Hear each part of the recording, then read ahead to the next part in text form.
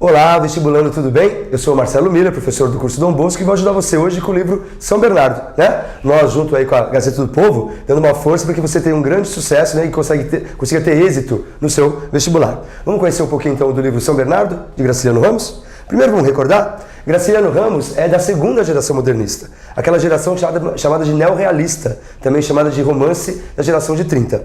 Essa turma, né, vai se preocupar com o social, bem diferente da primeira geração, que não tinha essa preocupação como foco, né? Eles tinham mais a preocupação de transformação da arte, do questionamento estético. A segunda geração, a preocupação é o social, né? Segunda Guerra Mundial, Getúlio Vargas. Então o Graciliano Ramos, além disso, tem uma particularidade, ele era comunista. Foi prefeito de uma cidade chamada Palmeira dos Índios, lá em Alagoas, e foi preso pelo Getúlio por sua posição política. Então o Graciliano é um escritor ideológico.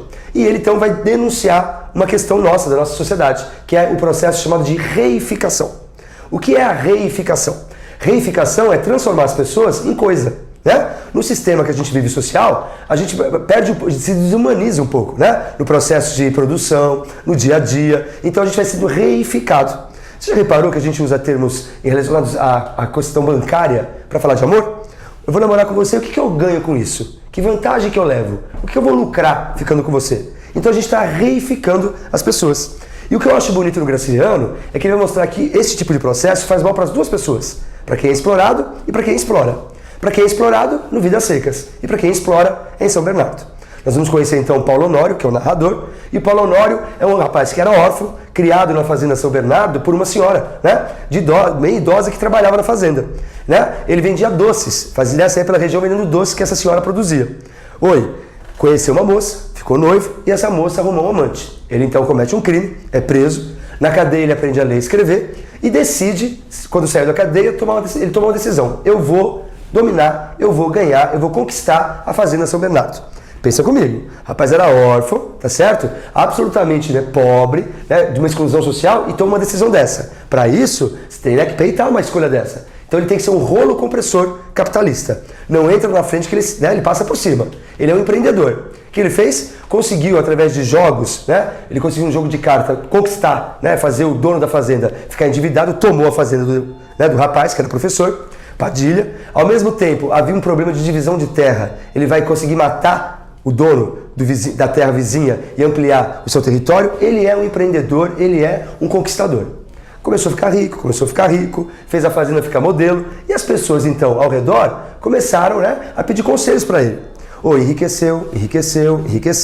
Qual é a única lógica, qual a única coisa que justifica a gente acumular tantos bens se a gente não vai levar nada dessa vida? Deixar para os filhos, concorda? Então ele decidiu que se tem um filho. Mas como se fosse um negócio. Tudo na vida dele é prático, é um negócio, é a reificação.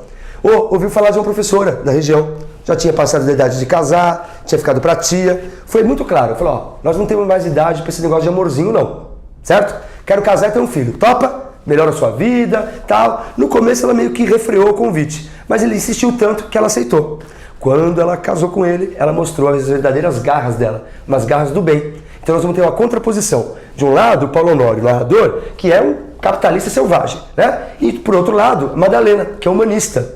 Mal chegou na fazenda, ela viu que as operárias, as trabalhadoras não tinham, né, vestidos decentes. Deu um monte de roupa dela para as empregadas. Paulo Honório não gostou, falou, olha, conheço o pobre, você dá a mão que é o braço. Né? Tudo ela ajudava e tentava ser o mais humanista possível. Ele aceitou tudo para não arrumar confusão, mas um dia ele batia em empregados e um dia ela, né, criticou severamente a situação. Ninguém até então tinha parado um gesto do Paulo Honório. Ele ficou tão revoltado que começou a maltratar a esposa. Começa um processo então de agressividade, de brutalidade. Essa mulher foi se magoando e, como ela era professora, e na escolinha da fazenda tinha um professor, o ex-dono da fazenda, naturalmente começaram a conversar bastante. Paulo Honório ficou com ciúme. Ciúme de amor? Ciúme de posse. O carro é meu, o trator é meu, a fazenda é minha, a mulher é minha.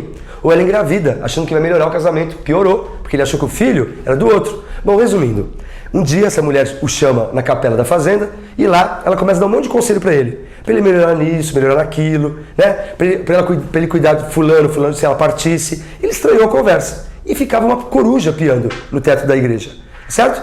Ela se despediu, falou adeus. Quando ele chegou à noite na sede da fazenda, ela tinha se matado. Olha como essa mulher é boa. Ela abriu mão do seu último dia para ele dar conselhos para esse homem. ele perdeu a única chance que ele teve, que a vida lhe ofereceu, de ser uma pessoa do bem. O que aconteceu? Todo mundo que frequentava a fazenda percebeu que ela se matou por causa dele, todo mundo o abandona. Então o livro é ele contando essa história, né? Depois que tudo já aconteceu, e ele então está sozinho, sobrou ele, um empregado, né, chamado Casimiro, e o filho. Ele fala, olha, eu sei que esse menino agora é meu filho, mas eu não consigo ter carinho por ele. E pior, a única chance que eu tive eu joguei fora, que era a Madalena. E pior do que isso, se eu tivesse que fazer tudo igual, eu ia fazer tudo igualzinho de novo. Se eu tivesse a chance de repetir, né, e mudar o meu destino, eu não ia conseguir, porque a culpa é dessa vida agreste que me deu essa alma agreste. Então, portanto, ele está dizendo que o tipo de profissão, essa ambição que faz ele deve ficar desconfiando de todo mundo, levou a ele endurecer por dentro. Então, a reificação faz mal para quem explora também, porque faz o coração endurecer, virar de pedra. Concorda comigo ou não? Então, esse livro é esse processo de um homem tentando, né, entender o que aconteceu e assumindo o seu erro. Por isso que muita gente compara São Bernardo a Dom Casmurro. 2 maridos, ciumentos, contando a sua história em primeira pessoa. Só que o Bentinho, no final, você tem raiva dele, porque ele acusou uma mulher que não pode se defender. O Paulo Honório não, você fica com dó, ele assume, eu errei. Tudo bem? Com a Madalena. Ele sabe que ele cometeu um erro. E esse que é o bonito do livro, esse processo de tomada de consciência, porque ele começa a se deformar, a se agredir. Ele começa a dizer que tem mãos enormes, que o nariz é enorme, porque o processo, né, de culpa psíquica gera alguma coisa no mundo de fora. Quando a gente está infeliz, né, a gente se acha feio, que ninguém gosta da gente, ninguém me ama, ninguém me quer. Esse processo ele vai mostrar pra gente. Tranquilo? Então, a história em primeira pessoa sempre tem um problema, porque a gente vai conhecer só um lado, só um ponto de vista da história. Mas nesse caso é um homem consciente, que tenta mostrar o seu erro. Tranquilo? Uma outra coisa interessante nesse livro, a coruja. Você viu que a coruja fica piando? Toda hora ele fala dessa coruja. A coruja é símbolo de 2 coisas. Por um lado, a morte. Né? Vocês sabem que muitas corujas estão em extinção, porque no interior do Brasil é comum acreditar-se, né, que quando a coruja pia, é a morte que está chegando. Então você mata a coruja. É um mau agouro. Realmente, né? A morte para a coruja, porque o pessoal mata a coruja. Tá certo ou não? E, por outro lado, a coruja é sabedoria. Na verdade, essa coruja está lembrando, né, para o Paulo Honório que ele teve uma chance. Olha a Madalena aí, aprende com ela. Aprende. Tem outra coisa que é estranha. Eu adoro São Bernardo.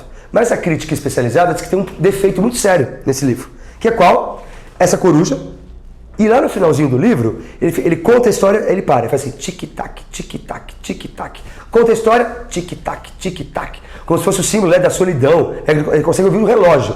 Espera um pouquinho. Um homem que aprendeu a ler e escrever com 18 anos, um homem bruto, abrutalhado, ele teria um refinamento cultural de perceber, a coruja é sabedoria e é morte. O relógio é o tempo passando e a solidão. Claro que não.